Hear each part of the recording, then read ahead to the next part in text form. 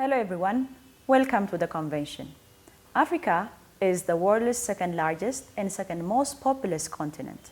With a population number of more than 1.3 billion, it is also a continent having more than 55 states, among which nearly 16 of them are landlocked, including the most populous East African nation, Ethiopia.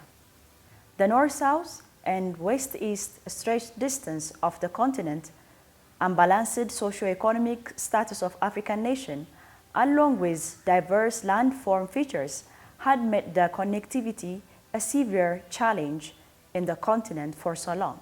In this regard, aviation, with no doubt, could be taken as a best option to connect African states within themselves and as well as with other states in the world.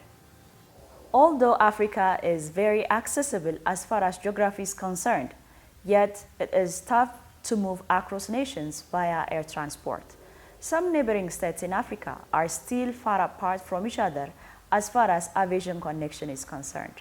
For some Africans, it needs lots of transits in various locations of the continent to move within and outside. And still, lots of Africans use foreign airliners to move from place to place instead of using the continent-based airliners. Air connectivity in Africa is still infantile, yet different data sources indicate that air transportation in Africa supports more than 7 million jobs and contributes around 60 to 70 billion USD of the GDP of the continent. Here in Ethiopia alone, our prestigious airline is able to create more than 16,000 employment. With soaring manpower requirement along with its wing expansion both in terms of passenger and cargo services.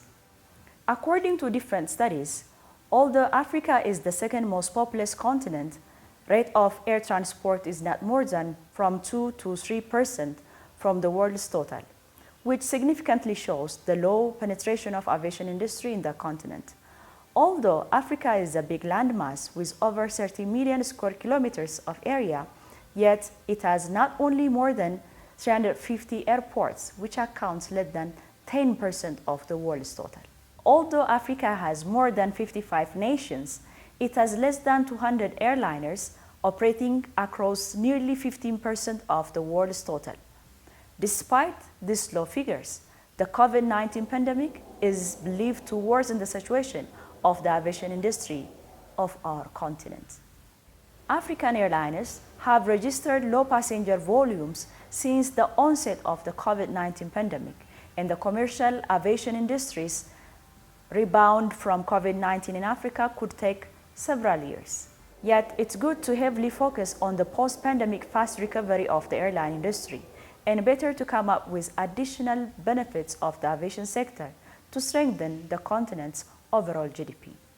We have been constantly told that the aviation industry had faced the most challenging time due to COVID-19 pandemic and its widespread effect on passengers and goods movement.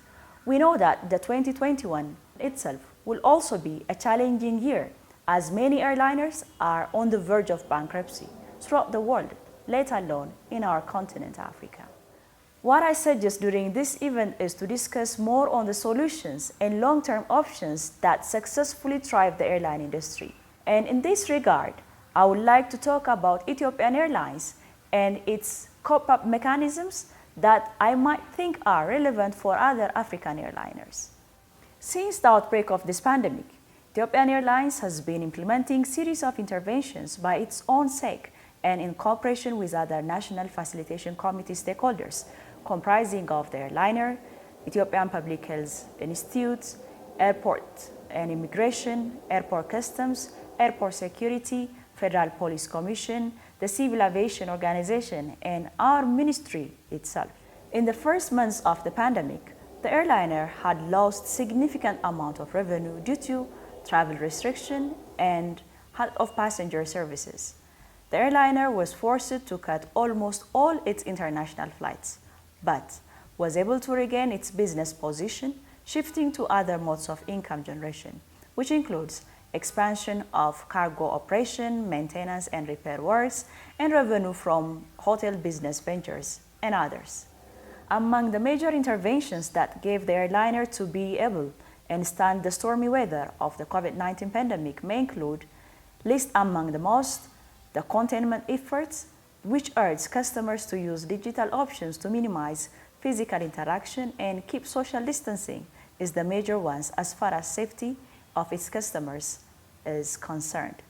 The other great achievement of this airliner as far as taking care of its customers is along with its subsidiary group members. It has managed to complete the new passenger terminal at Addis Ababa International Airport with greatest emphasis on biosecurity and biosafety. The new terminal is equipped with 60 check-in counters and 30 self-check-in kiosks. There are also 10 spots for self-bag dropping services and 16 immigration counters.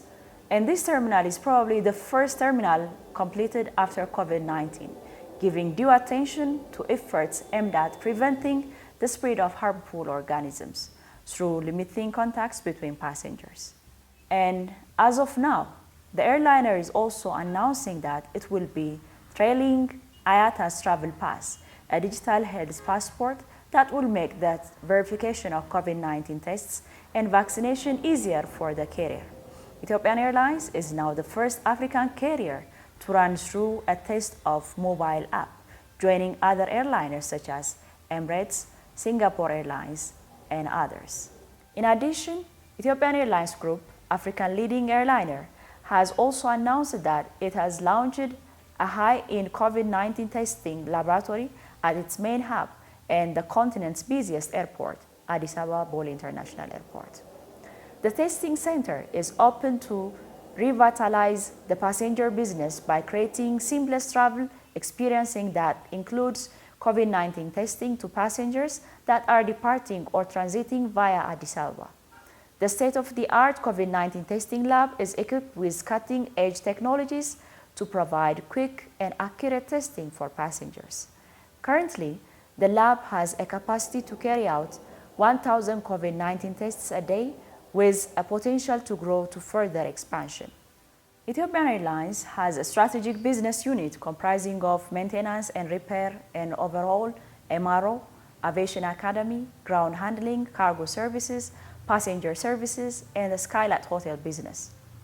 During the pandemic, the airliner have managed to utilize and make the best of its strategic business units, as there is a great quote which says, "Don't put all your eggs in one single basket," as similar as that of the airline had done tremendous work through diversifying its business, which made it stand still the impact of the pandemic, which most airliners were not able to withstand. The cargo operation itself alone has shown glimmer of hope that Ethiopia could become Africa's largest cargo hub, as Ethiopia has managed to utilize all its dedicated flight planes and even converting some of its passenger aircrafts into that of cargo planes. The airliner has managed to bring huge income through this cargo venture alone. Besides that, repairing the foreign airliners' planes has also contributed its significant share of additional revenue. The Aviation Training Academy and the hotel business has their own input that helped their airliner to withstand the pandemic's challenge. Overall, the experience and success result of Ethiopian Airlines could give lots of lessons to other airliners in Africa.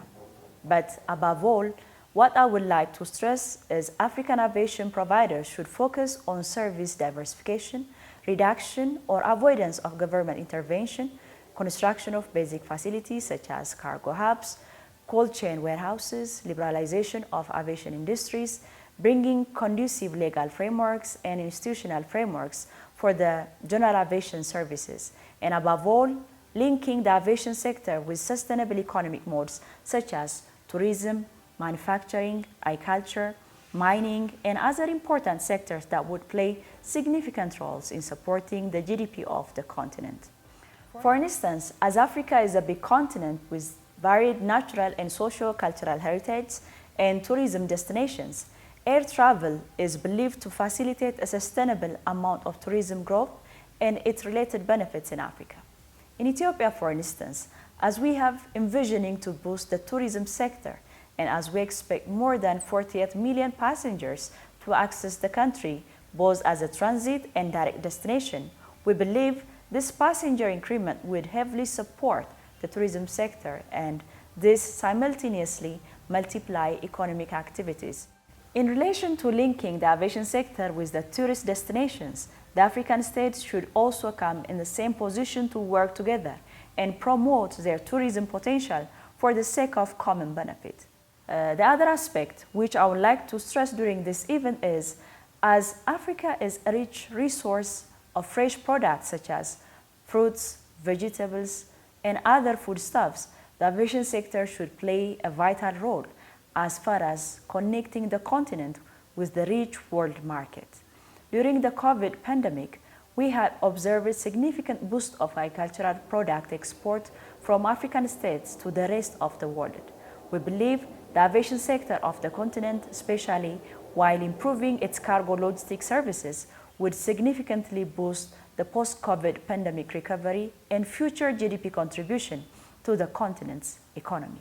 In conclusion, the building blocks for the air transport industry recovery in Africa should encompass broad views relating to current challenges and coping mechanisms, as well as long-term scenario setting and correlating of the sector with other related sectors to yield the best result and further support the continent's GDP in the long run.